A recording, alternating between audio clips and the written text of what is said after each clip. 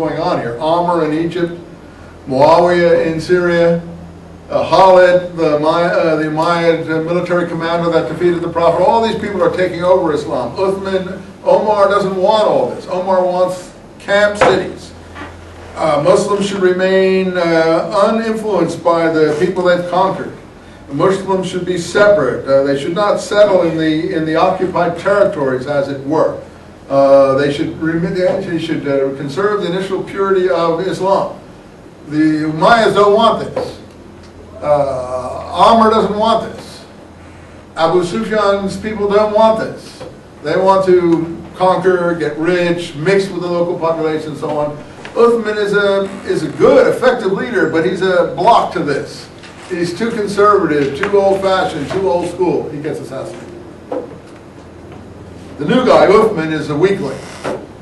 He only cares about the Quran. He's pious, very pious. And under him, supposedly, nepotism flourished. These other people ran things while he studied the Quran. That's why he's famous for having compiled the Quran that we know. So that thing in the Topkapi Museum where it's Uthman's Quran, it's under Uthman that the Quran in its final form is put together in the form that we know it. So Uthman is a very pious Muslim, but you know, he's from the, all these other people who are getting rich in Egypt and other places are basically running him. In any case, this is what's going on under Uthman's reign. He's admired for his piety, but not for his politics. And there's a lot of things simmering under the surface that are going on. There's a lot of angry people. A lot of people who blame the surety for Omar's assassination and things like that. In any case, the conquering goes on apace. Expeditions start because Omar's dead across North Africa. The fleet is built. Cyprus is taken. Attacks are even made on Constantinople, Istanbul, Byzantium. There's a big battle called the Battle of the Masts, fought off the coast of Turkey in 656, where the Muslims have a big naval fleet and they defeat the Byzantine fleet at the Battle of the Masts. It's called the Battle of the Masts because of the masts of the ship. Well, that's what I'm saying. Let me just finish. And after the Battle of the Masts, a disillusioned group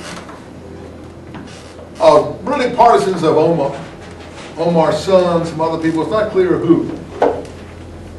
There's a fellow called Abdullah ibn Omar and some other groups, some involved with Ayesha, Abu Bakr party, the Omar party, others who don't like what they're seeing, go down and assassinate Uthman while he's reading the Quran, which is why we have this thing about the bloody Quran of Uthman at the Islamic Museum in Istanbul, Topkapi Museum, whether it's really his blood. That was supposed to be the page of the Quran he was studying when he was assassinated.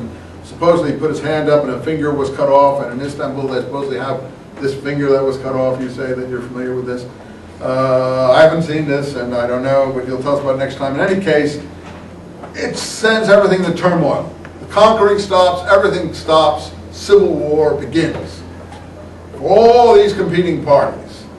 And I'll pick up there next time. I don't think you'll get this in most classes that you take. And I honestly think this is good stuff. But that's because I think I'm a good professor, but others may not. I give you what I would have wanted people to give me. That's how I wish someone had given me this stuff when I was your age, that's all. See you. Thanks.